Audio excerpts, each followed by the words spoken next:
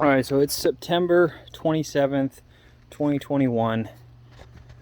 I am here at the garage, David Flack's garage, and I am basically building the whole thing kind of from scratch, kind of, sort of. Zoom out. So this is got like a bunch of cars, got all the cabinets. They do things like take the cardboard off, and I'm over here like super paranoid that I'm gonna nick it, and like, damage it. I would have preferred if he would keep the cardboard on, but this, I pretty much did everything.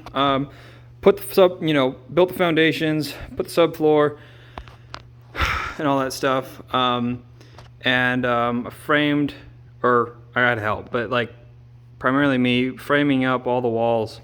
This is where the kitchen is going to go. There's going to be like an island coming out, and then it's going to be kind of like, there's going to be like a bar or something like that right there. But yeah, putting up drywall stuff, insulating everything. This is going to be a bathroom and such. Had to, I'll walk over there, I'll tell you. But I made a mistake when it came to measuring. I forgot to account to put, so like the rough in for a door is like 30 some inches, and I forgot to leave room for the trim. And so I had like an inch on that side, an inch on that side, and that's not enough room for a trim. I mean, the door would fit, but I wouldn't be able to put trim or anything around it. So I basically had to move like this, pretty much this entire wall over like 5 inches. It wasn't a big deal, but it was like one of those things like, oh shit. Yeah, and stuff like that. So yeah, I don't know if I would say I'm a good drywaller, but like, I don't know if that, I'm trying to minimize seams if I can, but whatever. Basically, I haven't done like a video log in a while, but right now, I've been trying to do a refinance for a while, and so what happened is I went to do a refinance with PenFed, and essentially, or no, I need to take it further back. So I hired an accountant off of TikTok, which I don't know if that was a good idea or a bad idea, but whatever. They need to have a license or something, so I just assumed. But I hired an accountant off TikTok, and he did my taxes. And I think I have a bad habit of giving too much information, because I figured, like, in my mind, if you have all the information and you know where I want to go, then you have all the information and you're a professional at doing what you can do. So do it to the best of do it to the benefit of the objective. And I think when I do that, it confuses people, and I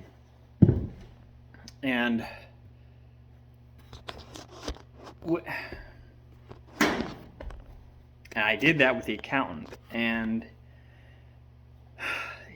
he basically made it to where I didn't have to pay any taxes, which in the past year or two, I've been like, okay, I'm going to have to pay as much taxes as I possibly can, because the more I pay in taxes, the more profit I make.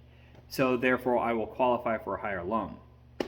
So if anything, I want to, like, if I buy like $10,000 in electrical fees, I won't claim the deduction of paying the electrician. I'll just take that as my income. So I'll like inflate it, which I think is a little sketch when it comes to like stuff. but I'm also paying taxes on that income. So I don't know if it is sketch, but like, because I mean, I'd be getting that money if I was to do it, or I could pay them to do it. So, I mean, I could get paid to do it if I wanted to do it, but I don't want to do it, so I'm paying them to do it. So it's like, I don't know if it's sketch or not in that respect, because I don't know. Anyways, so I was trying to pay taxes on as much income as I can, so don't deduct like my gas or my mileage or something like that. Pay more taxes. But when I had the accountant do my taxes, he made it to where I didn't have to pay any taxes. And in my mind, I thought that since he had all the information, he knew what I wanted to do, he knew that I wanted to refinance and get a HELOC on my house, then he did some kind of accountant magic to make it to where I would qualify for a loan and not have to pay taxes. I don't know, but I figured that was what it was. He would blah. And turns out that that's not how that works. It's how I think it works, which is you need to pay more taxes, and that's what you get. You just need to pay, which is fine.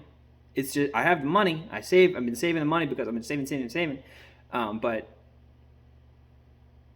the thing that makes it hard was once I had the taxes done, I went to go get a loan with PenFed to refinance my house, and they denied me because my income was insufficient. Based off of my taxes. So I got denied, full stop. And okay, why did I get denied? Blah. So I go to my accountant. I was like, hey man, I need you to amend my taxes. You've talked about amending things, so I need you to amend them again. So, or not again, but do them again, amend them. I want to qualify. I want to qualify to amend my house, to refinance my house. I want to get a HELOC. All right. This is the debt that I pay right now, which is basically car payment and then revolving, groceries and stuff. And that's it. So I need to have an income, and I think this is where I needed to be more clear with him the first time, was like, I need to have an income of $3,500 a month of taxable income. Everything else we can tax, but I need to make it to where I need to take home $3,500-ish a month.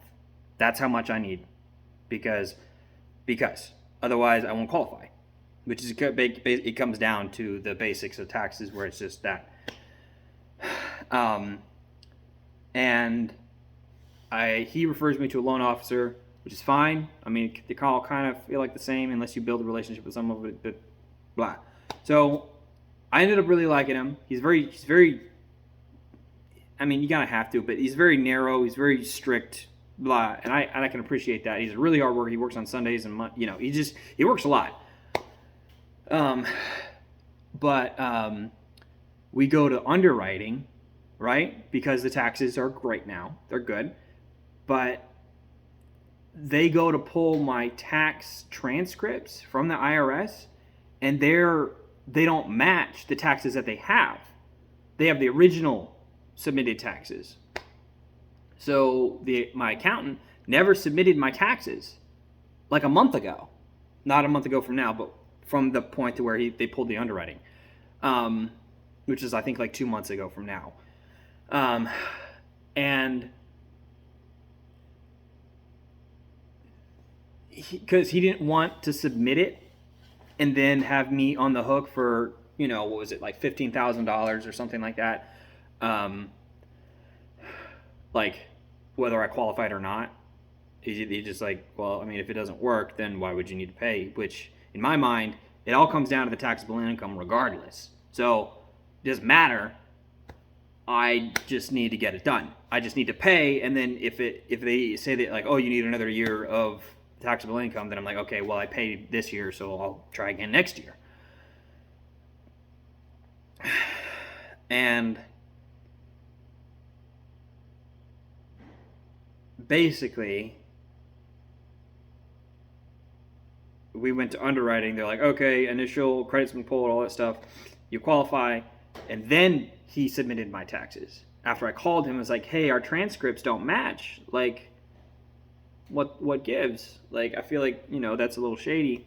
And then that's where he told me about the stuff. But the thing is that it takes up to 3 weeks for the IRS to, quote unquote, receive the new taxes for amended taxes.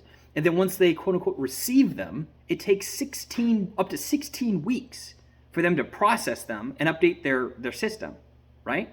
So I might not be able to get the loan, or the loan might even expire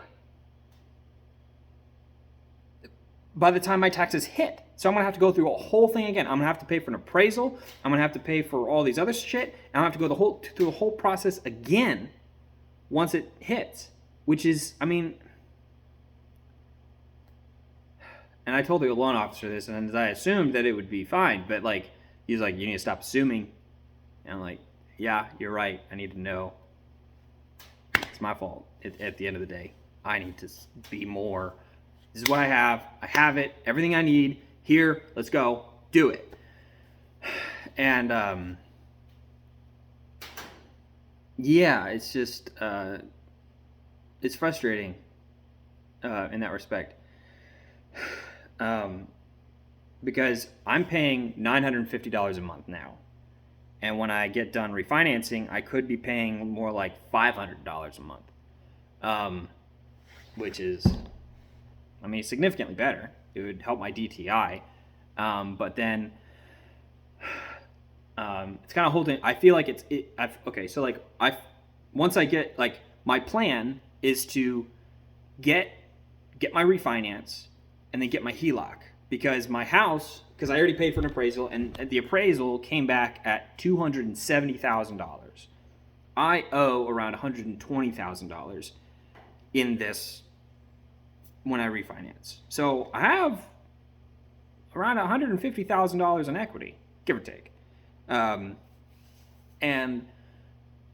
so granted, I'm probably not going to access all of that, but if I could just get this damn refinance, then I can go and I can approach somebody to get a HELOC, and then I can go and I can start making bids on houses or rental properties. Like, I could buy a rental property for like $20,000. Dave sent me a $20,000 and then a $40,000 rental property that could rent for like $1,200 or $1,500 a month. So, like, that's a massive return. Even, whatever. And I feel like this is the best play. And then there's other places like Lima One Capital or Fund That Flip where they've wanted to work with me, and I've documented my experience, and they've said, we'll loan you, I think, was it Lima One will fund me 7 times the amount of cash that I have. And 150,000 times 7, that's a big chunk of change. But I don't know I don't want to do anything that big. But like, and then Fund That Flip will say, if you cover 20%, which I could do now, but they have like a minimum of $100,000 purchase price, which I don't have $20,000 just to chuck, especially like if I pay my taxes. So I'm kind of stuck, and until I just start saving, I can just save, but whatever. Stewart's kind of not really an option really anymore. I'm still pestering him. Mr. Gore, flaky. I don't know, but it's just. And also, I had my tenant James move out, and his cat had fleas out the ass. There were so many fleas, and the master bedroom that he was occupied in, was totally infested. There's so many fleas in here, and I had to hire an exterminator to come in and treat the entire house for fleas, because once he moved all this shit out, they like jumped everywhere. So like the entire house has fleas, and it's so frustrating with that. I didn't think that it would be a problem with fleas. I mean, he left the room. I mean, it was dirty, but like it wasn't that bad. But there's that, and I don't know. And then there's another part like where Dave is like with Creech Johnson. We're on the third time trying to sell to Creech Johnson, and in my mind, he's almost sabotaged every single one. Like, I can't remember what happened the first time when it forgot to sell, but the second time, I don't know if it was this time or the second time, but like, I'm paranoid that he's gonna like walk up while I'm like talking to a camera. The first time that we went to sell, there was a bit of a bidding war, and what happened is they offered above what it appraised for later, and the bank won't give you more money than what the house appraises for, right? So if if you make an offer and it's for $110,000, but it comes back as appraised for $100,000, then you're on the hook for $10,000 plus your down payment, which is a chunk of change. Now, the likelihood that he's going to get in another bidding war, maybe not. But he basically blew up the deal because the agent didn't tell the seller that, and they wanted a discount down to the appraised value. To me, it's shitty on the other agent, but it's the appraised value. The likelihood that you're going to get more than that is give or take. But he blew up the deal because of it.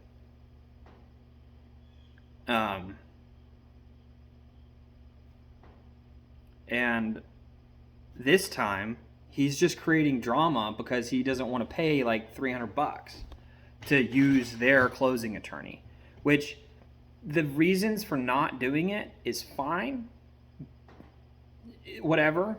It doesn't matter what the reasons are, but he's refusing to do things to make the deal happen.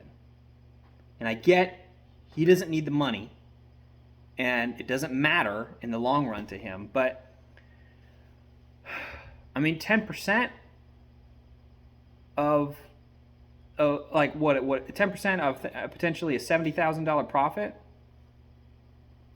It's a chunk of change, and I could use that for something.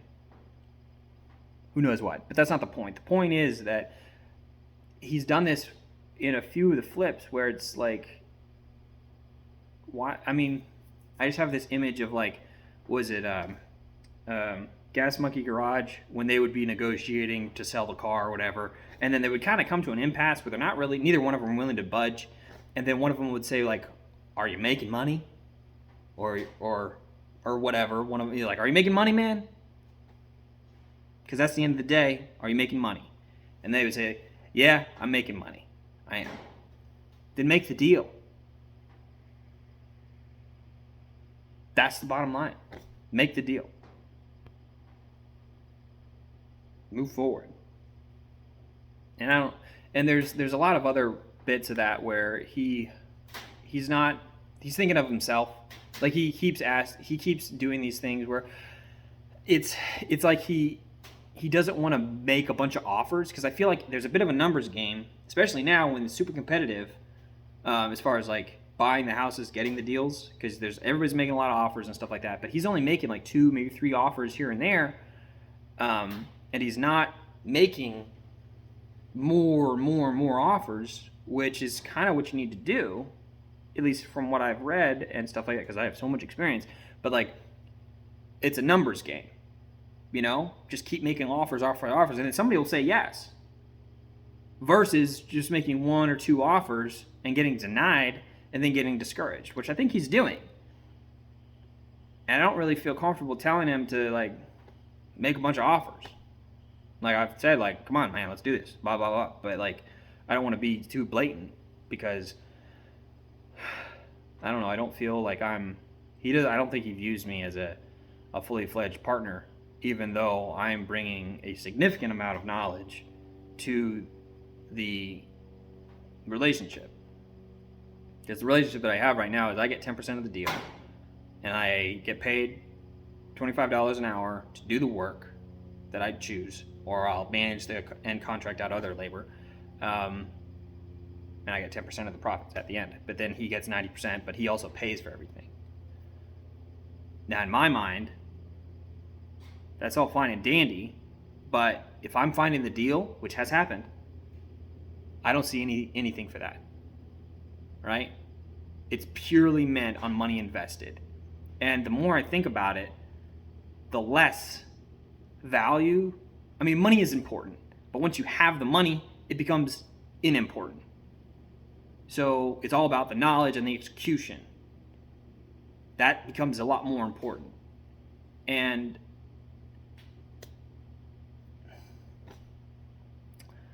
I'm not seeing any benefit to having my knowledge.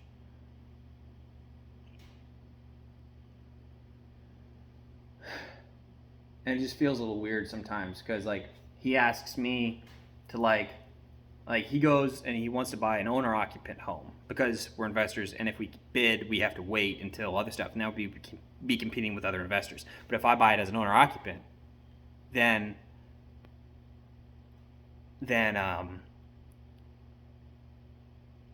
no competition, right? But then I would be barred from buying something as owner occupant for 2 years.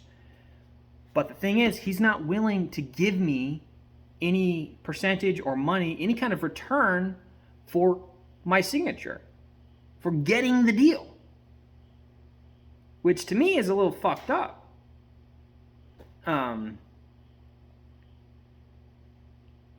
Like that is something.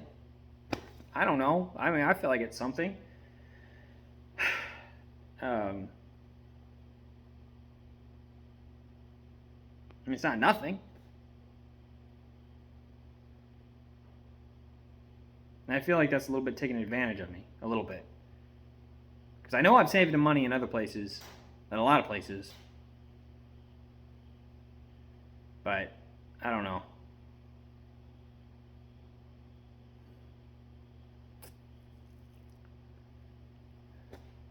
I don't know what's gonna happen, but like I feel like if we move on, if I get my HELOC and I start doing my own deals 100% by myself, and he doesn't provide any benefit apart from money, then I mean, do I treat him the same way, or do I give him money? It's a little weird for me. I don't really know what to do.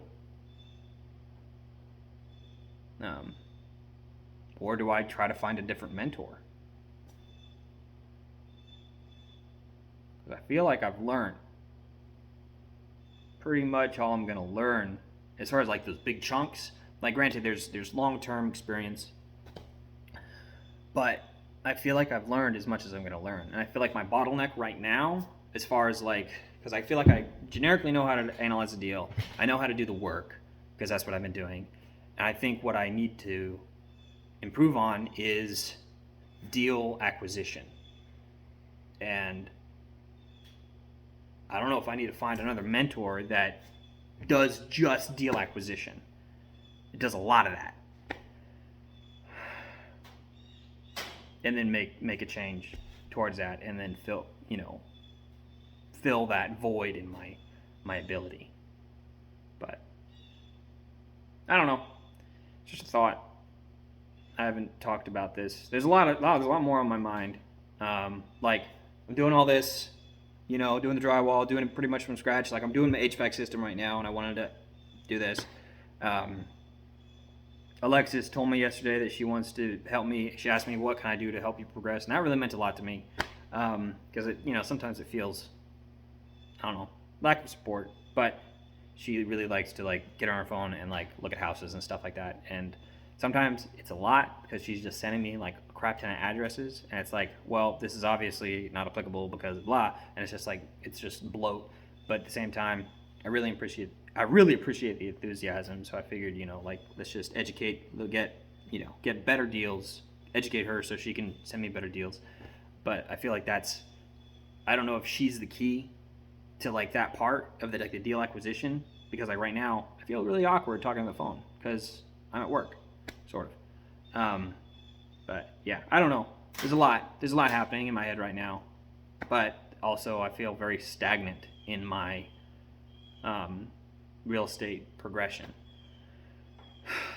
But I feel some of that's to do with the access to capital, and also I feel I got burnt out a little bit from real estate because for the past 2 years I've been away and being away from home for a really long time. I didn't really think that I was depressed, but I was getting pretty depressed before I started coming home and working in Culpeper. I live in Madison. But I was getting kind of sad. I was just getting super unmotivated.